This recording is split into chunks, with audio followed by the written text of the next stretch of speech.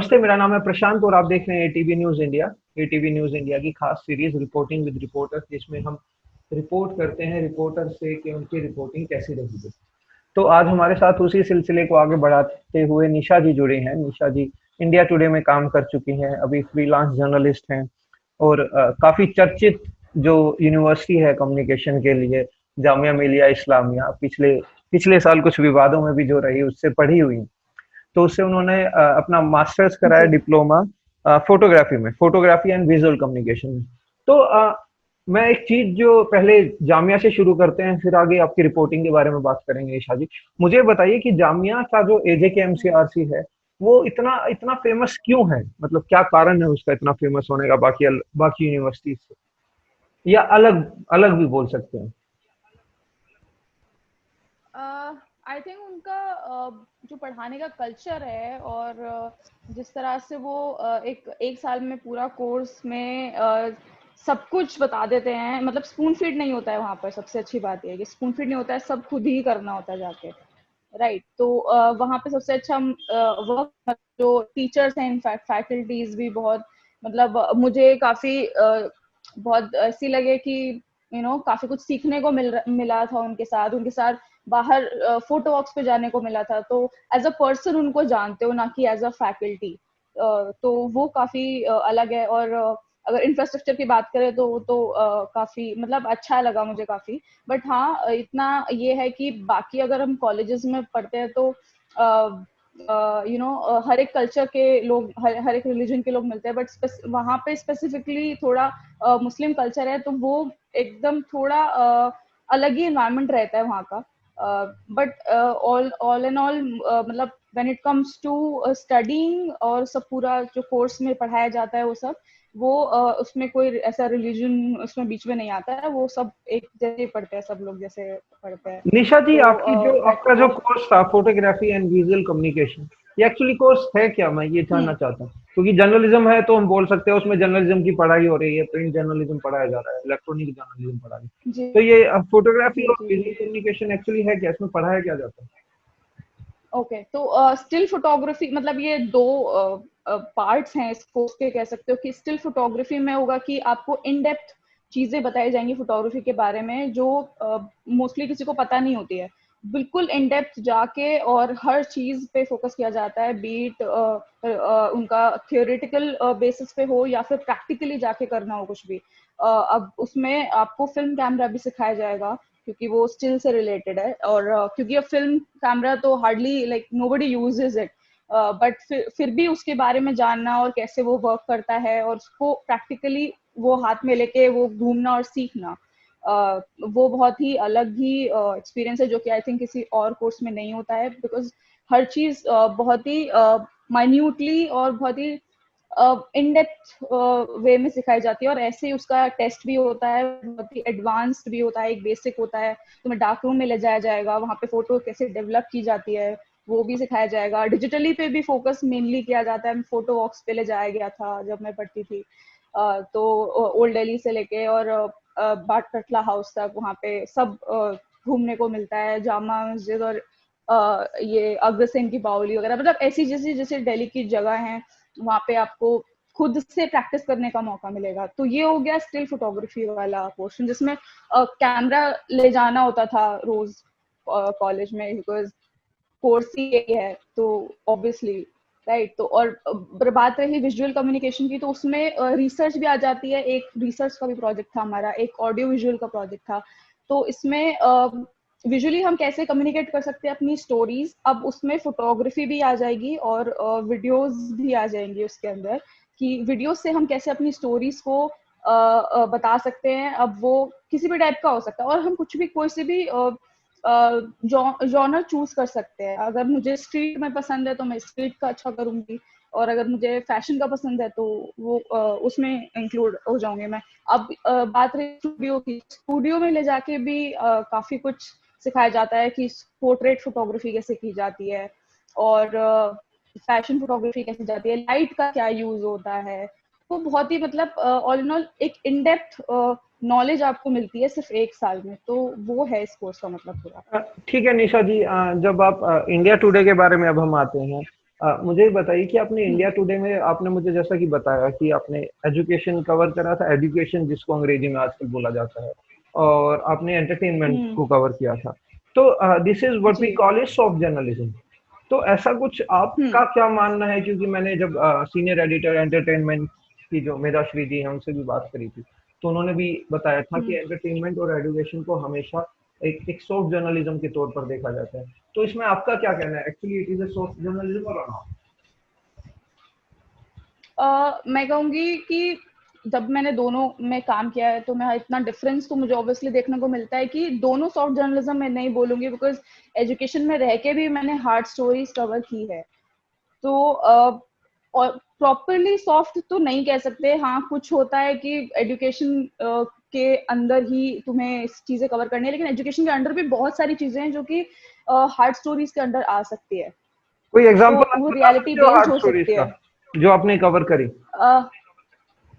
हाँ, मैं कह सकती हूँ कि एक्चुअली मतलब मेरा स्कूल कवर करने का ज्यादा रहता था, तो मैं स्कूल कवर करने गई थी। तो एक बंगाल में गई थी स्कूल कवर करने के लिए। अब यहाँ और एक गई थी हरियाणा, और हरियाणा में भी काफी कुछ मतलब मिड डे मील का क्या प्रोसेस है, किस तरह से मिड डे मील यूज होता है, खिलाते हैं बच्चों को, और बहुत ही फ्रेश खिलाते हैं, और सब चीज देखने को मिली पूरा ग्राउंड रियलिटी पे कि क्या किस टाइप की कंडीशन है ऐसे छोटे छोटे स्कूल्स में जाके, अगर हरियाणा की बात करें तो। और वहाँ पे गर्ल की एजुकेशन के लिए बहुत ही ज्यादा फोकस करते हैं उस एक स्कूल में जहाँ पे मैं गई थी। तो वो मुझे लगता है कि सॉफ्ट जर्नलिज्म में तो नहीं आएगा, बिकॉज रियलिटी बेस्ड चीजें दिखाना अगर है तो वो सॉफ्ट तो नहीं लगेगा, सॉफ्ट तो नहीं लगता है मुझे मतलब। और एक स्कूल और था जो कि आउट ऑफ इंडिया है, इट्स इन सऊदी अरेबिया। तो वहाँ पे मैंने एक स्टोरी कवर, ऑब्वियसली मैं वहाँ गई नहीं थी, बट थ्रू टेलीफोन मैंने एक स्टोरी कवर की थी। मेरे एक फ्रेंड है, जामिया से पढ़े हुए हैं, तो उन्होंने वो उस स्कूल के एलुमनाई हैं। तो उन्होंने मुझे इस स्टोरी के बारे में बताया था कि वहाँ पे कोई स्कूल था जो कि बंद होने वाला था because of some land dispute. तो वो 11,000 बच्चे ऑलमोस्ट उस स्कूल में पढ़ते हैं, और अभी मतलब लास्ट 1-2 साल पहले तो यही इशू था, यही था। तो वहां पे उन बच्चों का स्कूल बंद होने वाला था, तो वो मेरी रिपोर्टिंग के थ्रू उनका स्कूल बच गया था फॉर लाइक टाइम बी। तो ये भी बोलूंगी कि ये भी सॉफ्ट जर्नलिज्म में नहीं आएगा, बिकॉज ये भी हम रियलिटी पे बात कर रहे हैं यहाँ पे। हम कुछ बहुत मतलब एंटरटेनमेंट में अलग हो गया कि हाँ हम थोड़ा एस्केप वाली चीजों पे जा रहे हैं, जहाँ पे एस्केपिज्म है, एंटरटेनमेंट इज एस्केपिज्म। तो वहाँ पे हम बॉलीवुड की बात करते हैं या एंटरटेनमेंट या फिल्म सॉन्ग्स है, जो भी हम बात करते हैं, तो ये एस्केपिज्म ही है। तो वो अगर हम उसमें जर्नलिज्म भी कर रहे हैं तो वो भी एक एक सॉफ्ट जर्नलिज्म ही है एक तरह से।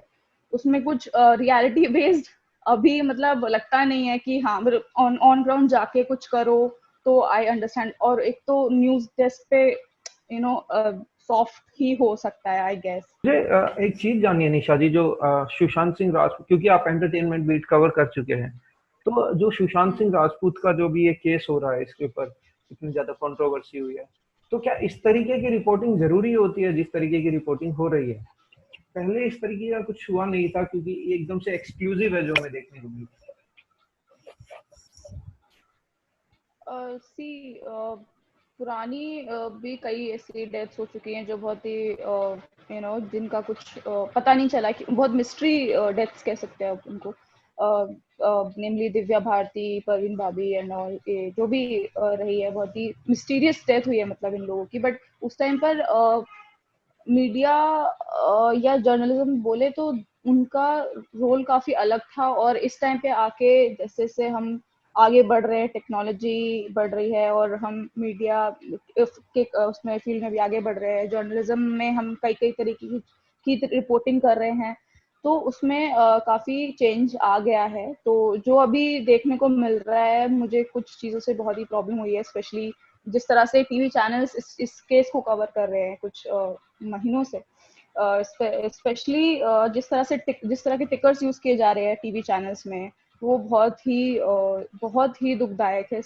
उसमें किसी किसी भी पर्सनालिटी के लिए या किसी भी इंसान के लिए ऐसे शब्द यूज करना वो भी एक टिकर चलाना, एक एक हेडलाइन की तरह यूज करना बहुत ही सैडनिंग है। और दूसरा ये हुआ कि अगर किसी की व्हाट्सएप चैट्स हैं और उनको पब्लिकली ऐसे दिखाना स्क्रीन पे, और मतलब एक it's like a breach of privacy according to me, because ये एक इन्वेस्टिगेटिव जर्नलिज्म के नाम पर आप कुछ भी ऐसे नहीं दिखा सकते। किसी की प्राइवेट चैट्स होंगी, वो आई थिंक वो सीबीआई काम करेगी उस पे, और उसी को करना चाहिए। ऐसे किसी की भी चैट दिखाना, it's not your ethics I would say. और भी काफी चीजें हैं जो कि जिस तरह से हो रही है, जैसे हाँ जैसे एक वीडियो भी कुछ आई थी सामने रिपब्लिक टीवी और कुछ ऐसी चैनल्स की, जिसमें अगर कोई एक्ट्रेस जा रही है, इनफैक्ट रिया चक्रवर्ती है या दीपिका है, तो उनके पीछे कार लेके they are running behind them, और अजीब तरीके की रिपोर्टिंग कर रहे हैं, कि देखिए ये अभी कार से निकली हैं और बिल्कुल बहुत सैड लग रही थी, चेहरे पे इतनी परेशानी दिख रही थी और ये सब।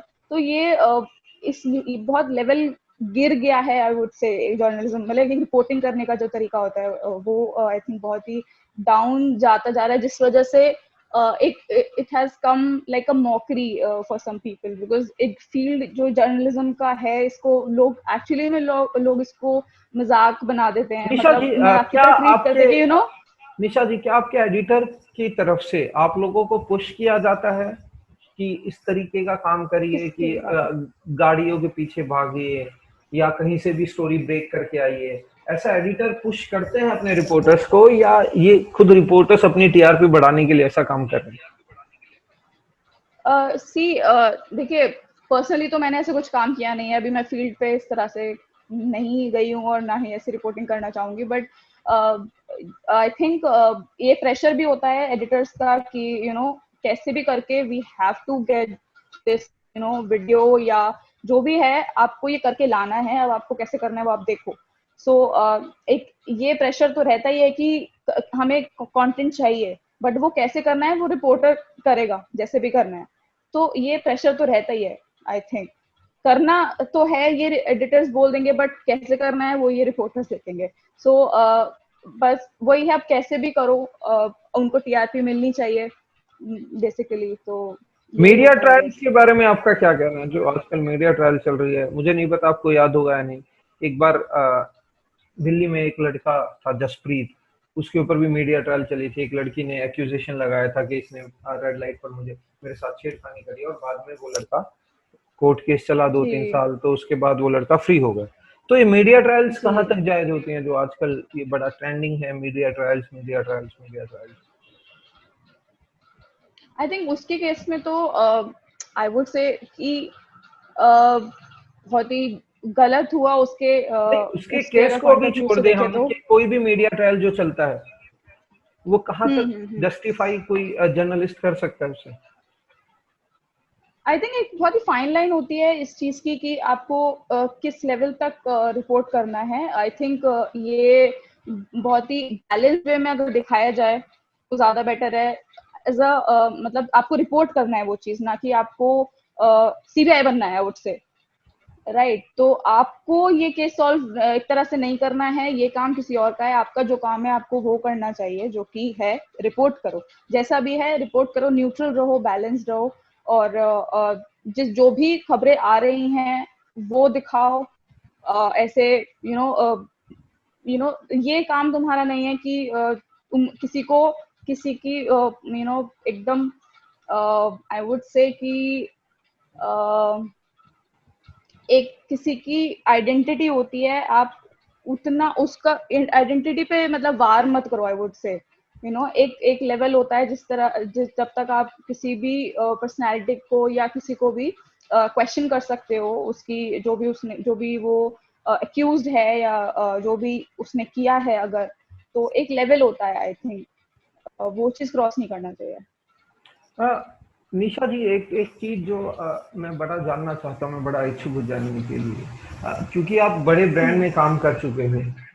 तो बड़ा ब्रांड जी। जो होता है वो काम बड़े हम्म सोफिस्टिकेटली करता है, वो बड़े अच्छे से करता है।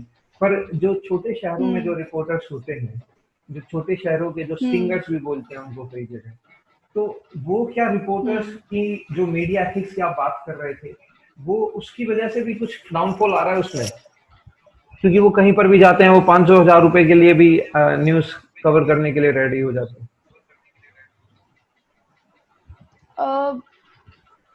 नहीं, आई थिंक ये प्रेशर की वजह से हो रहा है। आई थिंक कि कौन ये स्टोरी सबसे पहले ब्रेक करे।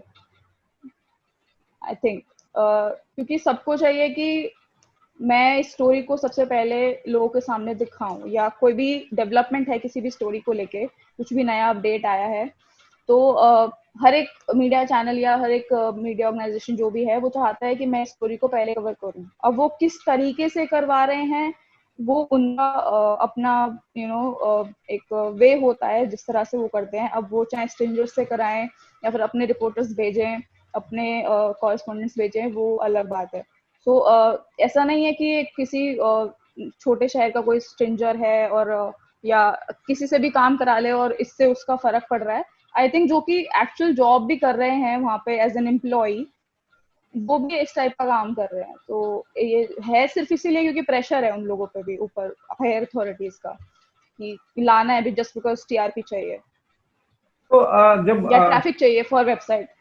आप जब अपना जब इंडिया टुडे के लिए काम कर रहे थे एजुकेशन में, या आप जब बात कर एंटरटेनमेंट फील्ड में जब आप काम कर रहे थे, तो उसका कोई ऐसा एग्जांपल, जैसे कि आपने बताया कि मैं हरियाणा के स्कूल में गई थी, वहाँ का कोई पॉजिटिव एग्जांपल अगर आप बताना चाहें कि मिड डे मील के लिए या लड़कियों को स्पेशली भेजा जा रहा था वहाँ पर स्कूल्स में, कोई अच्छा सी एग्जांपल वहाँ पे पॉजिटिव हो।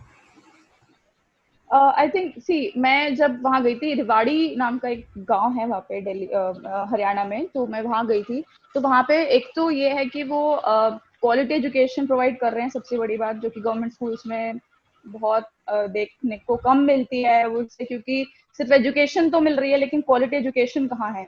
और स्पेशली ये बात सबसे अच्छी है कि गर्ल्स पे ज्यादा फोकस किया जा रहा है, गर्ल चाइल्ड के उनकी एजुकेशन पे, क्योंकि हरियाणा ऐसा स्टेट है जहाँ पे अभी तो चेंजेस अभी तो चेंजेस हो रहे हैं, बट इतना वो बहुत टाइम लगेगा आई थिंक गर्ल्स पे प्रॉपरली उनको पढ़ाने का। और स्कूल तो चलो ठीक है, लेकिन स्कूल के बाद कॉलेज में एडमिशन कराने का, तो मैंने एक देखा था कि एक एक एलुमनाई थी स्कूल की वहाँ पे 12th पास करके, उसका भी इंटरव्यू मैंने लिया था। तो उसके मम्मी पापा से भी मेरी बात हुई थी, तो उन्होंने यही बोला कि हम चाहते हैं कि अब ये अच्छे कॉलेज में पढ़े और आगे भी आगे पढ़ाई जो भी करेगी, जितना भी वो उनके वो करवा सकते हैं वो अच्छे से करे। तो आई थिंक ये चेंज लाना बहुत जरूरी है, और वो स्कूल के थ्रू हुआ। और बात रही मिड डे मील की, तो मिड डे मील में भी मैंने एक्चुअली खाना खुद वो चखा था मिड डे मील उनका जो भी बनाया हुआ था, तो वो बहुत ही अच्छे से टेस्ट करके पूरा, और उसके बाद ही खाना बच्चों को देते हैं। और उसमें उनकी फैमिलीज भी इन्वॉल्व हैं, एज इन की उनकी फैमिलीज खुद ही उस खाने को बनाती हैं, और फिर जो फिर वो बाकी उनको प्रोवाइड किया जाता है। वो टेस्ट भी होता है कि कोई कंटामिनेटेड फूड तो नहीं है, तो वो टेस्ट होके उसके बाद ही खिलाया जाता है। अदरवाइज क्योंकि बहुत ही ऐसे केसेस देखने को मिले जहाँ पे लोग बच्चे बीमार पड़ गए हैं खाना खा के, बिकॉज इंसेक्ट आया या कुछ आया। तो ये चीज काफी ध्यान में रख के वो स्कूल काफी उस चीज को आगे बढ़ा रहा है। तो ये बहुत ही अच्छी चीज लगी मुझे। ठीक है निशा जी, आपने आपने बहुत सारे सवाल कैसी चल रही है, मीडिया एथिक्स क्या होता है, आपके जामिया में जामिया से लेकर यहाँ तक की जर्नी कैसी रही। बहुत बहुत धन्यवाद निशा। Thank you.